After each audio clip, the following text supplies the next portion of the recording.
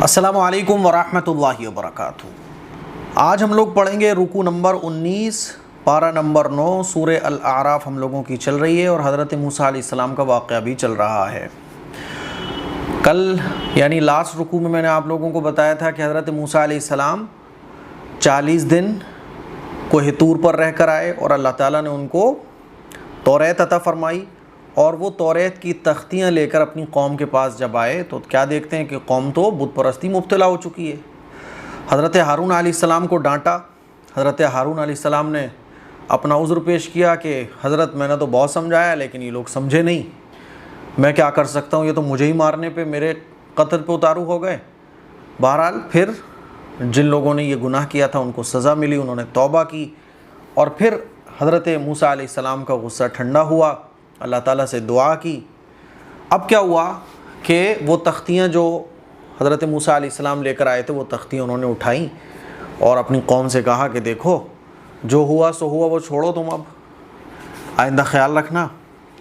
میں کوہ طور پر 40 دن رک کر آیا، 30 دن کے لیے اللہ تعالیٰ نے بلایا تھا، 10 دن بڑھا دیے، اور مجھے اللہ تعالیٰ نے یہ توریت دی ہے۔ اب یہ توریت کی جو تختیاں ہیں اس پہ تمہیں عمل کرنا ہے۔ لیکن بنی اسرائیل تو بہت نالائق تھے، کہنے لگے کہ ارے حضرت ہم کیسے مان لیں کہ اللہ تعالیٰ نے یہ دی ہیں، ہم کیسے مان لیں، اللہ تعالیٰ تو ہمیں نظر نہیں آیا، ہم کیسے مان لیں، یعنی بحث کرنے لگے۔ تو حضرت موسیٰ علیہ السلام کو حکم ہوا کہ اپنی قوم میں سے 40 آدمیوں کو منتخب کر کے کوہ طور پر لے کے آؤ۔ کہنے لگے ہم دیکھنا چاہتے ہیں۔ تو حضرت موسیٰ علیہ السلام نے کہا کہ دیکھنا تو پاسبل نہیں ہے، ہاں اللہ کا حکم یہ ہے کہ تم میرے ساتھ چلو 40 لوگ، اور کوہ طور پر اللہ تعالیٰ کی قدرت سے خود تمہیں پتہ چل جائے گا، فرشتے کے ذریعے یا جیسا بھی، اللہ تعالیٰ خود بتا دے گا کہ یہ کلام اللہ کا ہے، توریت میں جو بھی کچھ ہے اور جو بھی کچھ میں لے کے آیا ہوں یہ اللہ کا دیا ہوا ہے۔ اب یہ 40 آدمی کوہ طور پر پہنچے تو وہاں اللہ تعالیٰ نے ان کو یہ بتایا کہ دیکھو یہ جو بھی کچھ ہے اس پہ عمل کرو۔ تو آواز سننے کے بعد اور اپنی کانوں سے سب کچھ سننے کے بعد یہ کہنے لگے کہ ہم کیسے مان لیں کہ یہ اللہ تعالیٰ ہے، یہ اللہ تعالیٰ کی طرف سے آواز آ رہی ہے، ہم کیسے مان لیں، ہم تو اللہ کو اپنی آنکھوں سے دیکھنا چاہتے ہیں۔ اتنے بڑے نالائق تھے بنی اسرائیل۔ تو اللہ تعالیٰ کا پھر عذاب ان پر نازل ہوا، اور ایک کڑک اور ایک بجلی اور زمین کا زلزلہ، جس سے یہ سارے کے سارے مر گئے۔ اب جب یہ سارے کے سارے مر گئے تو حضرت موسیٰ علیہ السلام پریشان ہو گئے۔ حضرت موسیٰ علیہ السلام کہنے لگے اللہ میں تو اپنی قوم میں ویسے ہی میری قوم میری بات نہیں مانتی ہے، اب یہ 40 لوگ جو میری قوم کے بڑے بڑے لوگ تھے یہ سب کے سب مر گئے تو میری قوم تو مجھے پکڑ لے گی کہ تم لے کر گئے تھے اور ہمارے 40 لوگوں کو ختم کر کے آ گئے، پھر اللہ پوری قوم گمراہ ہو جائے گی، تو آپ ایسا نہ کریں اور ان کو دوبارہ زندہ کر دیں۔ تو اللہ تعالیٰ نے حضرت موسیٰ علیہ السلام کی دعا قبول کی اور ان کو دوبارہ زندہ کر دیا۔ اس پورے واقعے کو اللہ تعالیٰ نے آج کے رکوع میں بیان کیا ہے۔ دیکھیے، اعوذ باللہ من الشیطان الرجیم، بسم اللہ الرحمن الرحیم، ان الذین اتخذوا العجل سینالهم غضب من ربهم وذلۃ فی الحیاۃ الدنیا۔ بے شک جن لوگوں نے بچڑا بنایا ہے ان کو ان کے رب کی طرف سے غضب اور دنیاوی زندگی کی رسوائی عنقریب پکڑ لے گی۔ وَكَذَلِكَ نَجْزِي الْمُفْتَرِينَ، اور ہم اسی طرح جھوٹ گڑھنے والوں کو سزا دیتے ہیں۔ ٹھیک ہے، یہ ان کے لیے وارننگ ہے جنہوں نے یہ حرکت کی تھی۔ ان الذین، بے شک وہ لوگ، اتخذوا جنہوں نے بنایا تھا، عجلا بچڑا، سینالہم عنقریب ان کو پکڑ لے گی، غضب من ربہم، غضب غصہ، من ربہم ان کے رب کی طرف سے، وذلۃ اور رسوائی، فی الحیات الدنیا اس دنیا کی زندگی میں، یعنی دنیا کی زندگی میں بھی وہ رسوا ہوں گے اور آخرت میں تو پھر عذاب ملنا ہی ہے۔ وَكَذَلِكَ اور اسی طرح نجزل ہم بدلہ دیتے ہیں مفترین جھوٹ گڑھنے والوں کو، یعنی جھوٹے معبود بنا لیتے ہیں، جھوٹی باتیں گڑھتے ہیں، ان کو ہم اسی طرح بدلہ دیتے ہیں۔ وَالَّذِينَ عَمِلُوا السَّيِّئَاتِ ثُمَّ تَابُوا مِن بَعْدِهَا وَآمَنُوا إِنَّ رَبَّكَ مِن بَعْدِهَا لَغَفُورٌ رَحِيمٌ۔ ہاں جن لوگوں نے برا عمل کیا پھر اس کے بعد توبہ کر لی اور ایمان لے آئے، بے شک آپ کے رب اس کے گناہ معاف کر دیتے ہیں اور رحم فرما دیتے ہیں۔ اللہ تعالیٰ فرما رہا ہے توبہ اگر کوئی کر لے تو جن لوگوں نے توبہ کر لی اس گناہ سے وہ اللہ تعالیٰ ان کے گناہ کو معاف کر فرما دے گا، اور جنہوں نے توبہ نہیں کی تو پھر اللہ تعالیٰ ان کو دنیا میں بھی عذاب دے گا۔ اچھا، کچھ گناہ کی سزا اس دنیا کے اندر بھی رکھی گئی ہیں، جیسے زنا کی سزا، چوری کی سزا۔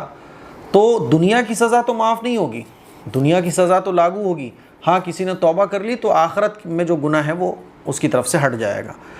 والذین، اور وہ لوگ، عملوا، جنہوں نے کیا، سیئات، برے کام، ثم تابوا، پھر توبہ کر لی، من بعدہا، اس کے بعد، وآمنوا، اور ایمان لے کر آ گئے، ان ربک، بے شک آپ کا رب، من بعدہا، اس کے بعد یعنی توبہ کرنے کے بعد، لغفور، غفور ہے، رحیم، اور رحم کرنے والا ہے۔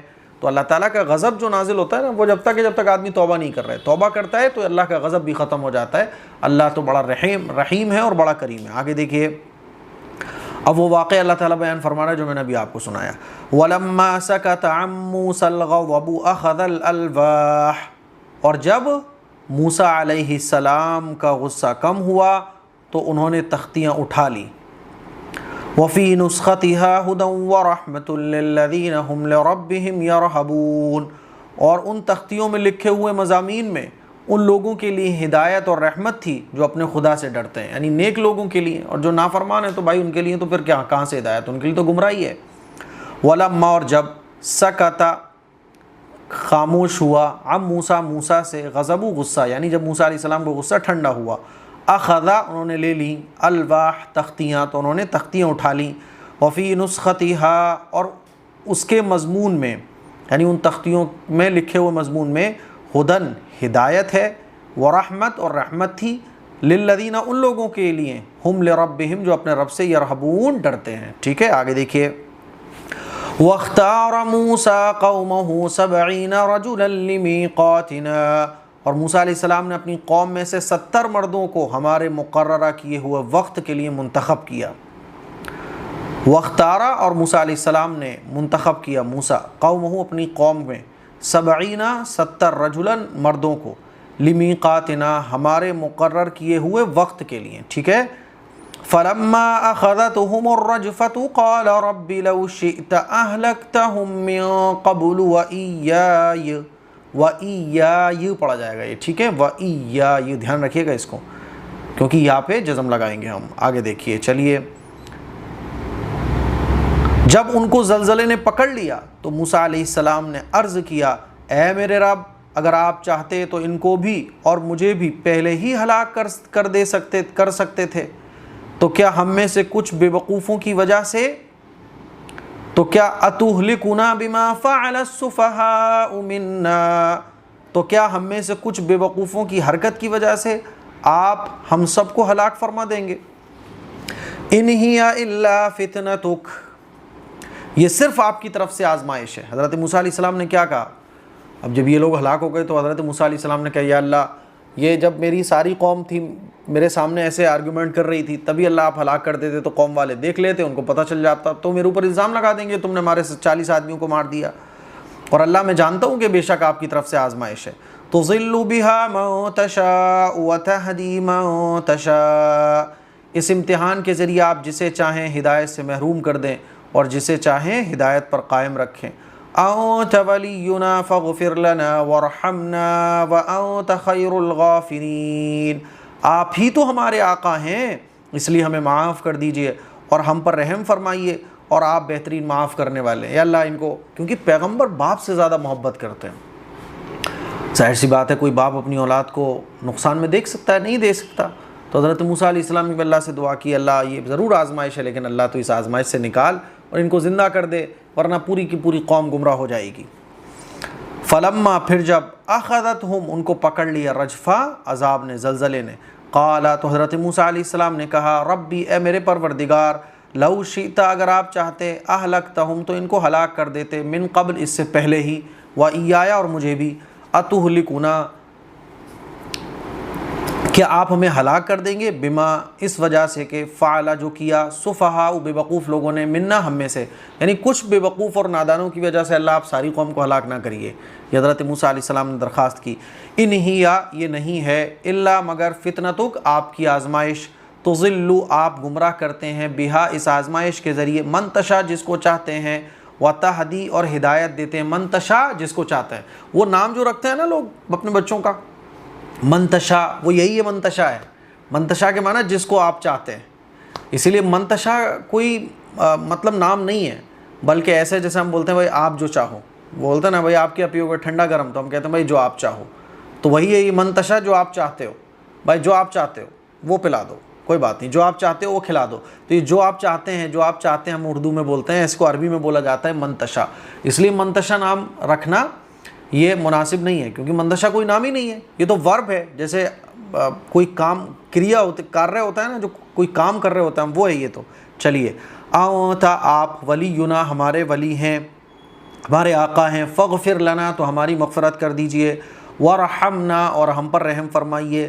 وانت اور آپ خیر الغافرین اور آپ بہترین معاف کرنے والے ہیں. آگے دیکھیے واکتب لنا فی ہذہ الدنیا حسنۃ وفی الآخرۃ انا ہدنا الیک. اور ہمارے لیے اس دنیا میں بھی بہتری کا فیصلہ کیجیے اور آخرت میں بھی آپ ہی کی طرف رجوع ہم کر رہے ہیں. ٹھیک ہے. ارے کہاں چلا گیا. اچھا واکتب لنا اور فیصلہ کر دیجئے لنا ہمارے لیے فی ہذہ الدنیا اس دنیا میں بھی حسنہ بہتری کا وفی الآخرۃ اور آخرت میں بھی انا ہدنا بے شک ہم آپ ہی کی طرف ہدنا رجوع کرنے والے ہیں الیک آپ ہی کی طرف. قال عذابی اصیب بہ من اشاء اللہ نے فرمایا میں جس کو چاہتا ہوں اپنے عذاب سے دوچار کرتا ہوں اور اس کے ساتھ ساتھ نہایت مہربان بھی ہوں.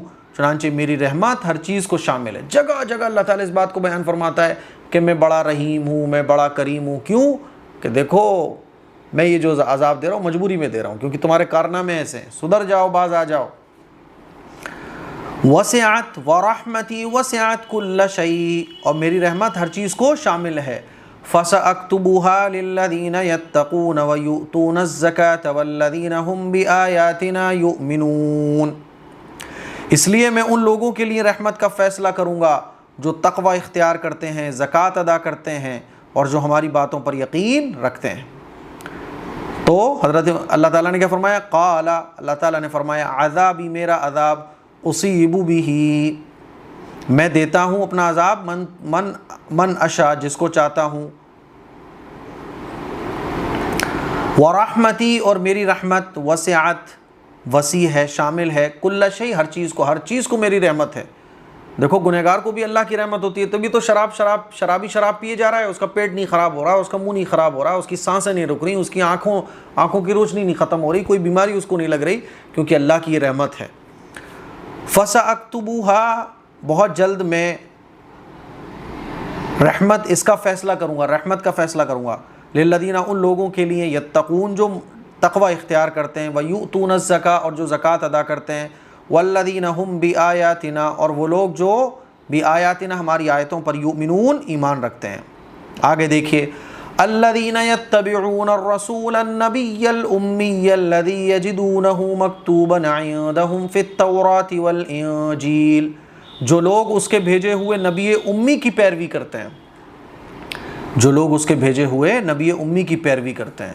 اب دیکھیے تو یہ اللہ تعالیٰ نے ہمارے آقا صلی اللہ علیہ وسلم اور آخری پیغمبر کے بارے میں بیان فرمایا کہ جو لوگ یہودی اور عیسائیوں کا یہودیوں کا واقعہ چل رہا ہے تو اللہ تعالیٰ نے فرمایا کہ اللہ نے یہ توریت دی اور اس کے اندر ساری چیزوں کو لکھا اور اللہ فرما رہا ہے کہ اللہ کی رحمت جو ہے نا متقیوں کے لیے ہے اور ان لوگوں کے لیے ہے جو نبی امی کی پیروی کرتے ہیں. نبی امی کس کو کہتے ہیں؟ دیکھیے امی کا جو لوگ مطلب یہ کرتے ہیں کہ جاہل وہ گڑبڑ ہے وہ معنی ٹھیک نہیں ہے. امی کہتے ہیں کہ جو لکھنا نہ جانتا ہو. علم سینہ بسینہ بھی آتا ہے. پہلے زمانے میں لوگ لکھنا نہیں جانتے تھے لیکن علم سینہ بسینہ آتا تھا. آپ علیہ الصلاۃ والسلام کے حق میں امی ہونا یہ معجزہ ہے نا کیونکہ آپ علیہ الصلاۃ والسلام نے ڈائریکٹ اللہ تعالیٰ سے علم حاصل کیا ہے اور امی ہونا حضور علیہ الصلاۃ والسلام کے حق میں یہ معجزہ اس لیے ہے کیونکہ مشرکین مکہ یہی تو کہا کرتے تھے کہ انہوں نے گڑھ لیا ہے قرآن مجید کو. لیکن کیسے گڑھ لیا ہے؟ حضور تو لکھنا نہیں جانتے اگر حضور لکھنا جانتے ہوتے تو یہ کہہ سکتے تھے وہ لوگ کہ انہوں نے بہت ساری آسمانی کتابیں توریت، زبور، انجیل اور یہ صحیفے وغیرہ پڑھے ہیں، اس میں ان سب کو ملا کے ایک کتاب لکھ دی ہے، جیسے کہ آج کل ہمارے زمانے میں چلتا ہے کہ کوئی رائٹر ہوتا ہے 5 کتابوں کو سامنے رکھتا ہے، ایک کتاب تیار کر دیتا ہے۔ لیکن آپ علیہ الصلوۃ والسلام تو نہیں جانتے تھے نا لکھنا پڑھنا نہیں جانتے تھے حضور۔ اس کا مطلب یہ کہ ڈائریکٹ اللہ تعالیٰ نے سارا علم حضور کو دیا۔ اب یہ کوئی کہہ ہی نہیں سکتا ہے کہ حضور نے لکھ لیا ہے، کیونکہ حضور تو لکھنا پڑھنا نہیں جانتے۔ پھر اچانک سے اتنا فصیح اور بلیغ کلام، اتنی شاندار عربی، قرآن جیسی کتاب، قرآن جیسا کلام اللہ کے نبی صلی اللہ علیہ وسلم کی زبان پہ آ رہا ہے، پتہ یہ چلا کہ اللہ تعالیٰ کی طرف سے ڈائریکٹ علم آ رہا ہے۔ تو اللہ تعالیٰ کیا فرما رہا ہے؟